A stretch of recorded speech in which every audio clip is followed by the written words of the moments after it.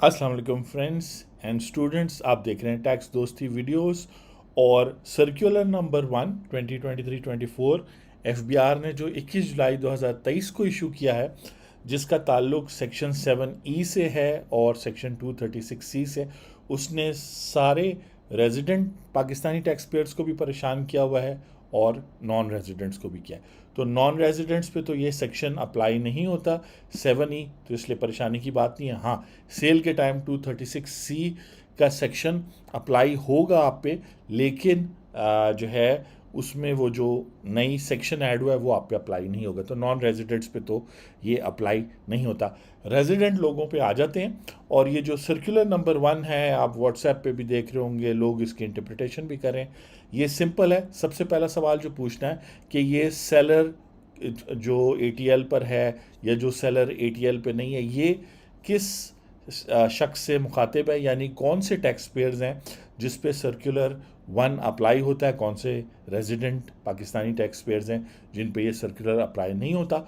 और next video में मैं आपको इसी फार्मूले के मुताबिक जो मैं अभी आपको बताने लगा हूँ, ये फॉर्म फिल करके दूंगा, तो आपको बिल्कुल क्लियर हो जाएगा। तो लेट्स चलते हैं जी। आई होप कि आपको ये सर्कुलर आपने बहुत दफ़ा देख लिया होगा, लेकिन अब आपकी परेशानी ख़त्म हो जाएगी।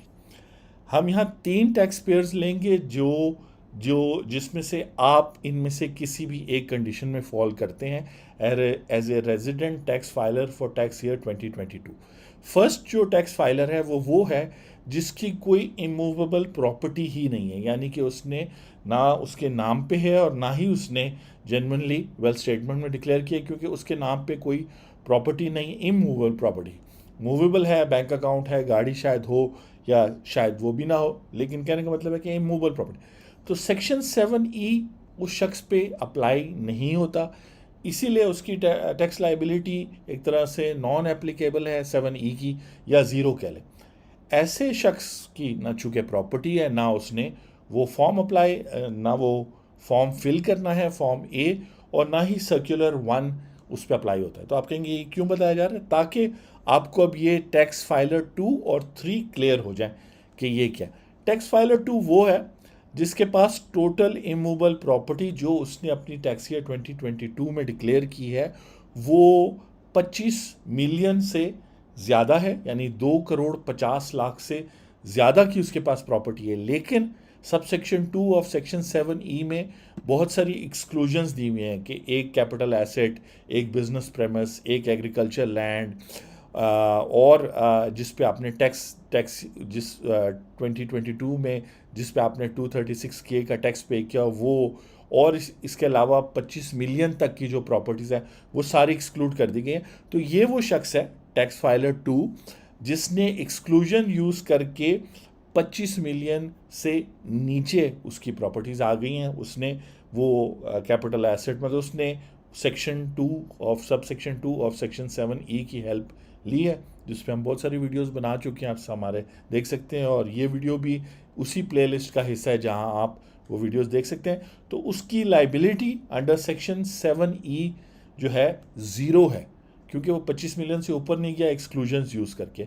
उसने फॉर्म फिल करना है जब वो कोई भी प्रॉपर्टी बेचेगा, ठीक है, यानी कि उसकी प्रॉपर्टी एक्सक्लूजन्स के बाद 2,50,00,000 से नीचे आ गई, लेकिन बेसिकली सेक्शन 7E उस पर अप्लाई हो रहा था। तो 236C at the time of selling उसने फॉर्म A कमिश्नर को भेजना है, और जैसे सर्कुलर में लिखा है कि 7 दिन में इजाज़त मिल के और उसने और बता देना है उसने फॉर्म में अभी आपको बताऊंगा। तो ये टैक्स फाइलर 2 जो है वो कौन से खाने भरेगा वो मैं आपको बता दूंगा, और सर्कुलर 1 जो है इस पे एप्लीकेबल है।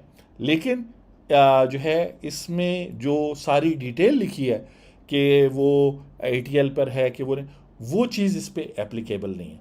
वो जो पूरा का पूरा सर्कुलर जो है वो बेसिकली टैक्स फाइलर 3 पे, और अगर नॉन फाइलर्स, जब यहाँ इसलिए लिखा है कि नॉन फाइलर्स को पहले अपनी रिटर्न आज ही के दिन टैक्स ईयर 2022 की फाइल कर देनी चाहिए, और डेफिनेटली वो या तो इस कैटेगरी में फॉल करेंगे या इस कैटेगरी में फॉल करेंगे, तब वो डिसाइड करें। तो नॉन फाइलर्स काइंडली जो है वो अपनी रिटर्न फाइल किए बगैर जो है फॉर्म A को नहीं फिल करें। वो प्रॉपरली अपनी रिटर्न फिल करें, और अगर उनकी रिटर्न वेल्थ स्टेटमेंट लिंक्ड है और लोगों के साथ, और लोगों ने पैसे दिए हैं, उनकी प्रॉपर्टी औरों के नाम, तो सारा कुछ पूरी फैमिली और फ्रेंड्स की रिकन्सिलिएशन और वेल्थ स्टेटमेंट फाइल करने के बाद करें। मैं वापस आता हूँ कि टैक्स फाइलर 3 वो है जिसकी इमूवेबल प्रॉपर्टी 25 मिलियन से ज़्यादा थी, 7 करोड़ 10 करोड़ जितनी भी, और उसने एक्सक्लूजन्स भी जब उसमें से माइनस किए तब भी उसकी प्रॉपर्टी 3 4 5 करोड़ यानी 2 करोड़ 50 लाख से ज़्यादा थी। तो उस पर 1% टैक्स लाइबिलिटी उसकी बनी है, और इसीलिए वो कह रहा है कि वो लोग जिन पर टैक्स लाइबिलिटी बनी है वो अगर उन्होंने पे कर दिया है, अगर नहीं पे किया, तो बेसिकली वो 1% टैक्स लाइबिलिटी उन पे बनी है। उन्होंने फॉर्म को कंप्लीट डिटेल में भरना है। सर्कुलर 100% उन पे अप्लाई होता है अगर वो कोई प्रॉपर्टी इस साल बेच रहे हैं। और सर्कुलर 1 के अंदर ATL में जो लोग हैं उनको 2 कैटेगरीज में डिवाइड किया गया है कि या तो वो लोग हैं जिन्होंने पेमेंट कर दिया है, तो फिर वो सिर्फ फॉर्म ए को फिल करें, कमिश्नर से इजाज़त लें, और अपनी रिटर्न अलॉन्ग, क्योंकि रिटर्न में आ रहा होगा कि जी 7E और 7E का जो चालान भी है, या उन्होंने अगर टैक्स रिटर्न के साथ ही फाइल कर दिया, तो वो सारी पेमेंट डिटेल्स वगैरह दिखा देंगे DHA अथॉरिटी जहाँ भी वो प्रॉपर्टी सेल कर रहे हैं। फॉर्म ए भी गया, और मतलब फॉर्म ए भी फिल हुआ, आपने रिटर्न भी दिखा दी और कमिश्नर का सर्टिफिकेट भी दिखा दिया।